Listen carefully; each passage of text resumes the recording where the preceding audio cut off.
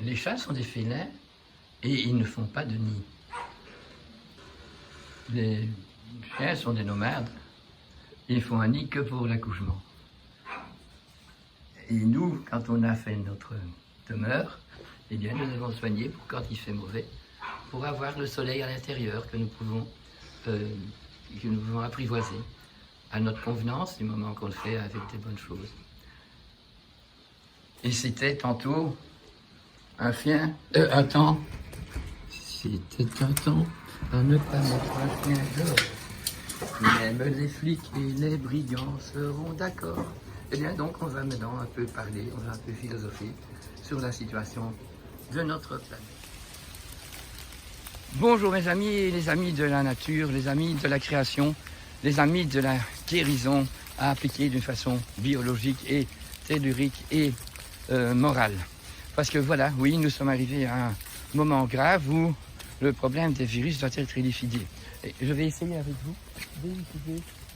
d'élucider ce problème des virus. Oui, les virus, les bactéries, le mycélium, enfin tous ces micro-organismes que nous ne savons pas voir et qui sont en présence milliards et de milliards dans l'air transparent que nous avons entre nous quand il fait clair.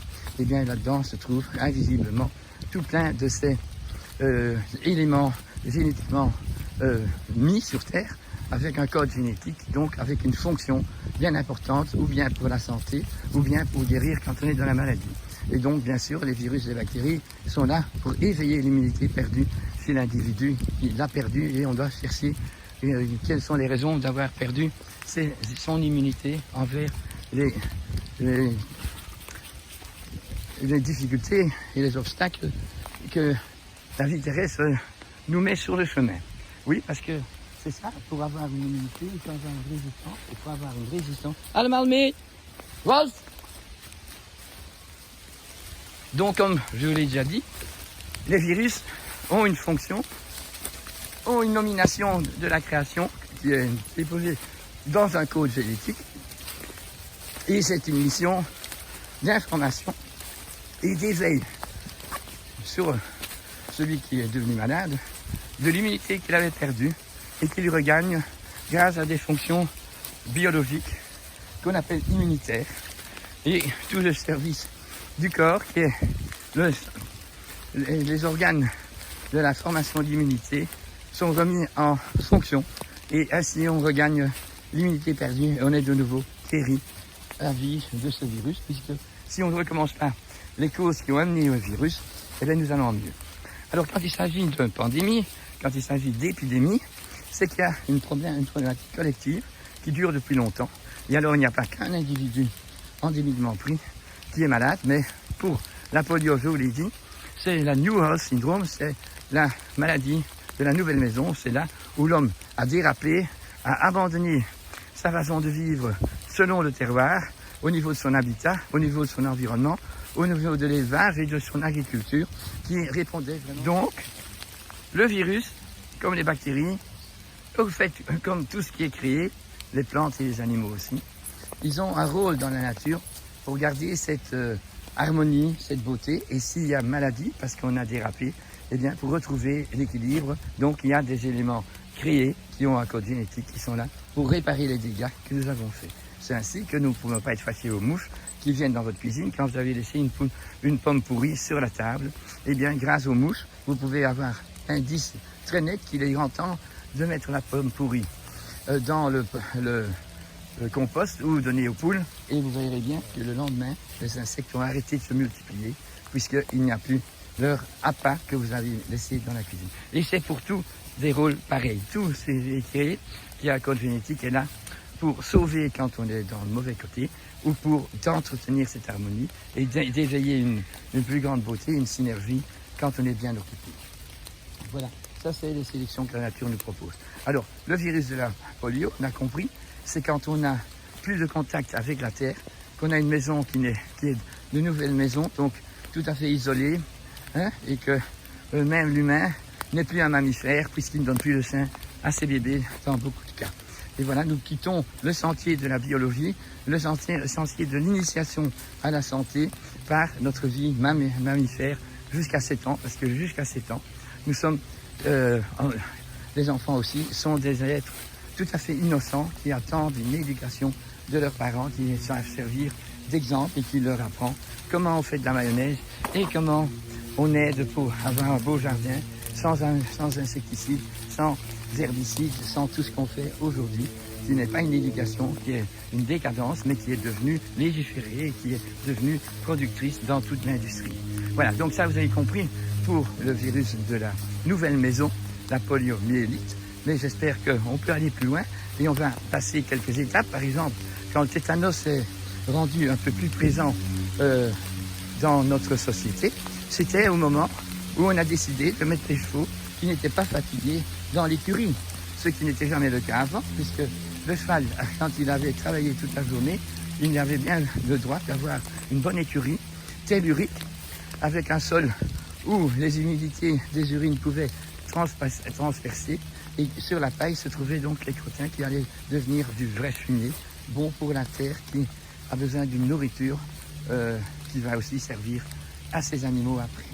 Donc, une fois qu'on a mis des chevaux comme des Porsche dans un garage, nous avons eu beaucoup plus, puisqu'on a immobilisé, on a mis, sans être fatigué, dans son lit, des êtres qui devaient bouger et bien activés. Donc, quand on a une perte d'activité, bien le tétanos a plus de chances de pouvoir s'exprimer, puisque dès qu'il y a une petite plaie et que le sang ne passe pas, donc il n'y a pas d'oxygénation, nous risquons le tétanos. Et comme ça, pour toutes les maladies, il y a une raison d'être.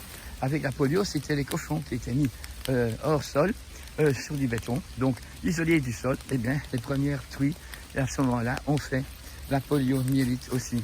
Et pour toujours, nous pouvons trouver ces similitudes entre l'animal et l'homme. Et maintenant, comment allons-nous appeler ce virus du Covid, ce virus qui couronne la connerie humaine? Eh bien, c'est le couronnement de la bêtise humaine, du désarroi que l'homme a mis sur Terre en étant industriel, en étant planétaire, en ayant oublié toutes les valeurs de chaque terroir, en étant vraiment un extraterrestre sur Terre et qui a abusé de la Terre, abusé des animaux dans des exploitations, et tout est exploité, et cette exploitation est même mise dans et même légiférée. Donc il est tout à fait normal, disent les ministres de la Santé, que du lait stérilisé à ultra haute température peut arriver dans chaque maison. Pourtant, c'est du pur Alzheimer, puisque ce lait-là a perdu toutes ses liaisons avec son originalité, qui est qu'après 3-4 jours, il doit sentir, il doit être sûr, et il n'est plus comestible.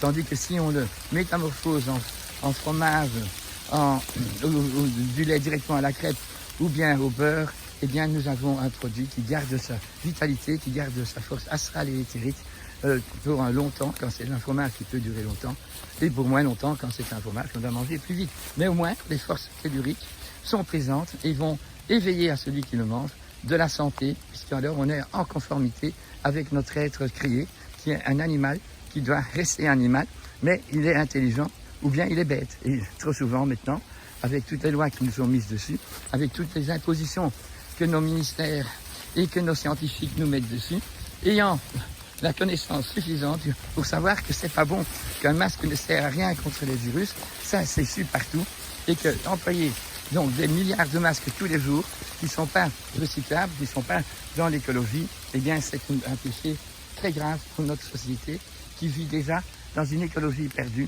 qui attend que nous rendons compte du problème. Donc moi je vais appeler ce virus le virus de l'hypocrisie, de la lâcheté, de la criminalité avec nos animaux et nos plantes, de l'extermination de tout ce qui est naturel et tout ce qui est en harmonie avec la création. C'est le virus aussi, où une fois qu'on a un titre qu'on peut s'imposer, donc on a le droit d'abuser de son pouvoir. Mais en même temps, il faut aussi dire que le peuple, qui lui est resté dans l'innocence, a laissé venir tout ça petit à petit, et qui s'est laissé donc vraiment façonner, et il est vraiment persuadé, et donc il n'est plus du tout dans le langage de la question, et donc il n'assume pas, mais il accepte les yeux fermés, et c'est pourtant les seules choses qu'on laisse, les yeux ouverts, parce que le masque tout le visage, sauf les yeux. Mais ce sont des yeux d'âme qui ne sont pas éveillés, qui ne sont pas raccordés à la nature, pas raccordés à leur mission karmique, à leur mission humaine, donc de leur incarnation. Et donc se passe quoi? Eh bien, on laisse faire toutes ces fautes, et nous tirons tout en longueur, et nous allons devoir tenir le coup jusqu'à ce que nous soyons éveillés ou bien que nous nous faisons prisonniers et nous devons alors assumer, non pas assumer, accepter la crapulosité de ce vaccin qui va arriver. Et si on veut sortir de cette auberge, eh bien nous devons construire une belle auberge ici et s'associer et pouvoir parler à d'autres et trouver des gens qui savent et qui peuvent partager les vérités de la vie et qui peuvent mettre en évidence les fausseries de la vie d'aujourd'hui. Mes amis, voilà, il y a de quoi bien penser. Sachez que le virus n'est pas dangereux, mais qu'il informe d'une chose qui est dangereuse si on la continue. Il est très dangereux de continuer à nier notre aspect humain qui est donc aussi animal, mammifère, responsable de cette planète. Responsable et dont le plus haut but de son existence est d'acquérir le discernement. Et nous n'avons pas eu ce discernement pendant bien longtemps. Nous avons suivi tous les scientifiques à faire de toutes leurs découvertes des inventions néfastes. Les découvertes, c'est intéressant si ça reste au niveau de la découverte, comment un atome est, mais on ne peut pas l'appliquer dans le quotidien en industrie.